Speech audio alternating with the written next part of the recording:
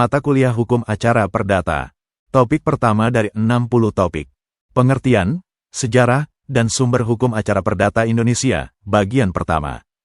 Hukum bukanlah sekadar sebagai pedoman untuk dibaca, dilihat, atau diketahui, melainkan untuk dilaksanakan atau ditaati.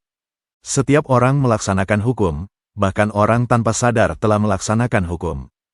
Pelaksanaan hukum bukan monopoli dari orang-orang tertentu saja.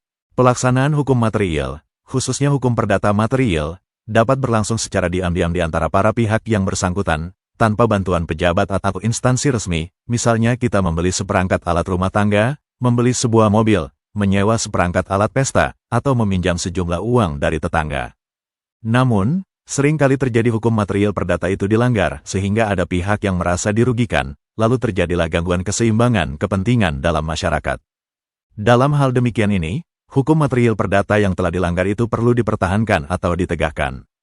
Untuk melaksanakan hukum material perdata, terutama apabila ada pelanggaran atau guna mempertahankan berlangsungnya hukum material perdata, diperlukan adanya rangkaian peraturan-peraturan hukum lain, di samping hukum material perdata itu sendiri.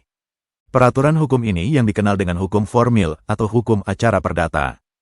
Hukum acara perdata hanya dipergunakan untuk menjamin agar hukum material perdata ditaati. Ketentuan-ketentuan dalam hukum acara perdata pada umumnya tidaklah membebani hak dan kewajiban kepada seseorang sebagaimana dijumpai dalam hukum material perdata, tetapi melaksanakan serta mempertahankan atau menegakkan kaidah hukum material perdata yang ada. Hukum acara perdata adalah peraturan hukum yang mengatur bagaimana caranya menjamin ditaatinya hukum perdata material dengan perantaraan hakim. Hukum acara perdata adalah peraturan hukum yang menentukan bagaimana caranya menjamin pelaksanaan hukum perdata material. Lebih konkret lagi, hukum acara perdata mengatur bagaimana caranya mengajukan tuntutan hak, memeriksa, serta memutusnya dan pelaksanaan putusannya. Tuntutan hak dalam hal ini tidak lain adalah tindakan yang bertujuan memperoleh perlindungan hukum yang diberikan oleh pengadilan untuk mencegah Eigenrichting atau tindakan menghakimi sendiri. Tindakan menghakimi sendiri merupakan tindakan untuk melaksanakan hak menurut kehendaknya sendiri yang bersifat sewenang-wenang tanpa persetujuan dari pihak lain yang berkepentingan sehingga akan menimbulkan kerugian. Oleh karena itu, tindakan menghakimi sendiri ini tidak dibenarkan jika kita hendak memperjuangkan atau melaksanakan hak kita. Pasal 666 ayat 3 KUH Perdata menentukan bahwa apabila dahan-dahan atau akar-akar sebatang pohon yang tumbuh di pekarangan seseorang tumbuh menjalar atau masuk ke pekarangan tetangganya, yang disebut terakhir ini dapat memotongnya menurut kehendaknya sendiri setelah pemilik pohon menolak permintaan untuk memotongnya. Seakan-akan ketentuan undang-undang ini membenarkan tindakan menghakimi sendiri. Namun, meski di sini tidak ada persetujuan untuk melakukan pemotongan dahan-dahan tersebut, setidak-tidaknya yang bersangkutan telah minta izin sehingga perbuatan itu dilakukan dengan sepengetahuan pemilik pohon. Perkataan acara di sini berarti proses penyelesaian perkara lewat hakim atau pengadilan. Proses penyelesaian perkara lewat hakim itu bertujuan untuk memulihkan hak seseorang yang merasa dirugikan atau terganggu, mengembalikan suasana seperti dalam keadaan semula bahwa setiap orang harus mematuhi peraturan hukum perdata supaya peraturan hukum perdata berjalan sebagaimana mestinya. Secara teologis, dapat dirumuskan bahwa hukum acara perdata adalah peraturan hukum yang berfungsi untuk mempertahankan berlakunya hukum perdata, karena tujuannya memintakan keadilan lewat hakim. Hukum acara perdata dirumuskan sebagai peraturan hukum yang mengatur proses penyelesaian perkara perdata lewat hakim atau pengadilan, sejak dimajukannya gugatan sampai dengan pelaksanaan putusan hakim. Dalam peraturan hukum acara perdata itu, diatur bagaimana cara orang mengajukan perkaranya kepada hakim atau pengadilan, bagaimana caranya pihak yang terserang itu mempertahankan diri, bagaimana hakim bertindak terhadap pihak-pihak yang berperkara, bagaimana hakim memeriksa dan memutus perkara sehingga perkara dapat diselesaikan secara adil, bagaimana cara melaksanakan putusan hakim dan sebagainya, sehingga hak dan kewajiban orang sebagaimana telah diatur dalam hukum perdata itu dapat berjalan sebagaimana mestinya. Wiryono Projodikoro merumuskan, hukum acara perdata itu sebagai rangkaian peraturan-peraturan yang memuat cara bagaimana orang harus bertindak terhadap, dan di muka pengadilan, serta cara bagaimana pengadilan itu harus bertindak satu sama lain, untuk melaksanakan berjalannya peraturan-peraturan hukum perdata.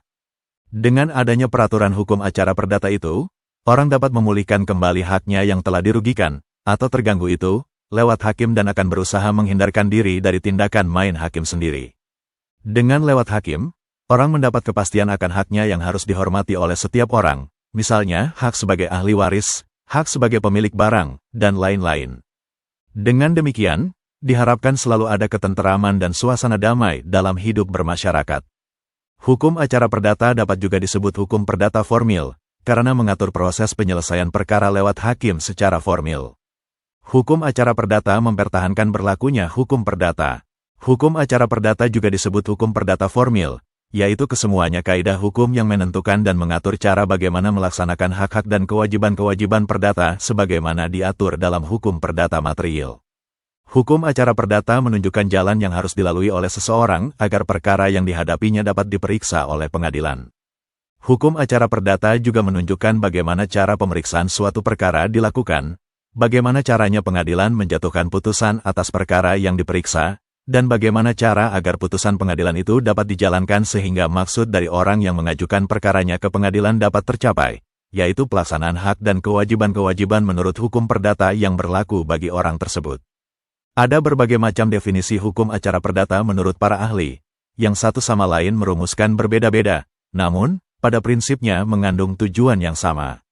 Supomo, dalam bukunya Hukum Acara Perdata Pengadilan Negeri, meskipun tidak memberikan batasan, dengan menghubungkan tugas hakim, menjelaskan bahwa dalam peradilan perdata tugas hakim ialah mempertahankan tata hukum perdata dan menetapkan apa yang ditentukan oleh hukum dalam suatu perkara. Sejarah hukum acara perdata zaman Hindia Belanda. Hukum acara perdata Indonesia yang berlaku saat ini berasal dari zaman pemerintahan Hindia Belanda yang hingga saat ini ternyata masih dipertahankan keberadaannya. Sejarah hukum acara perdata di Indonesia tidak dapat terlepas dari membicarakan sejarah peradilan di Indonesia. Hal ini disebabkan dari definisi hukum acara perdata yang telah dikemukakan di atas. Diketahui bahwa hukum acara perdata hanya diperlukan apabila seseorang hendak berperkara di muka pengadilan. Pada zaman Belanda, terdapat beberapa lembaga peradilan yang berlaku bagi orang-orang atau golongan yang berbeda, yaitu peradilan gubernemen, lembaga peradilan yang dilaksanakan oleh Belanda. Peradilan swapraja, yaitu suatu peradilan yang diselenggarakan oleh sebuah kerajaan, diatur dalam suatu peraturan swapraja tahun 1938. Peradilan adat, Inheemse rechtspraak, diatur dalam Stadsblad 1932. 80 yang dalam pasal satunya menyebut tidak kurang dari 13 karesidenan yang ada peradilan adat. Peradilan agama, Godsdienstige rechtspraak, diatur dalam pasal 134 ayat 2. Indische Statsregeling diatur lebih lanjut dalam Stadsblad tahun 1882 sampai 152, kemudian diubah dalam Stadsblad 1937, 116. Dan, peradilan desa, Dorpsjustitie, diatur dalam Stadsblad 1935, 102 yang dalam pasal 3 Aro, Reglement op de Rechttergik Organisatie, disebut hakim-hakim perdamaian desa, Dorpsrechter. Sejarah hukum acara perdata zaman peradilan gubernemen. Peradilan gubernemen terdiri atas dua lembaga peradilan.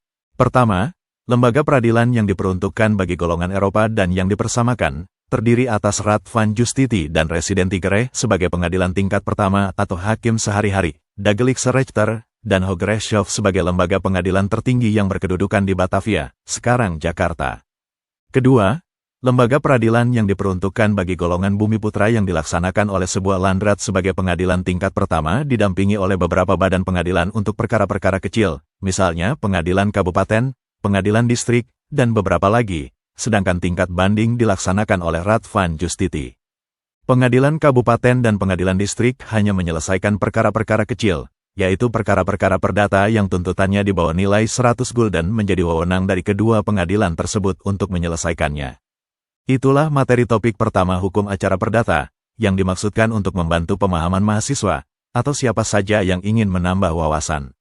Untuk pemahaman yang lebih baik, putar dan dengarkan video ini berulang-ulang. Subscribe dan like, agar Anda mendapatkan update tutorial lainnya. Bagikan juga link video ini, agar teman lain juga mendapatkan manfaat channel ini. Sekian dan terima kasih. Sampai jumpa.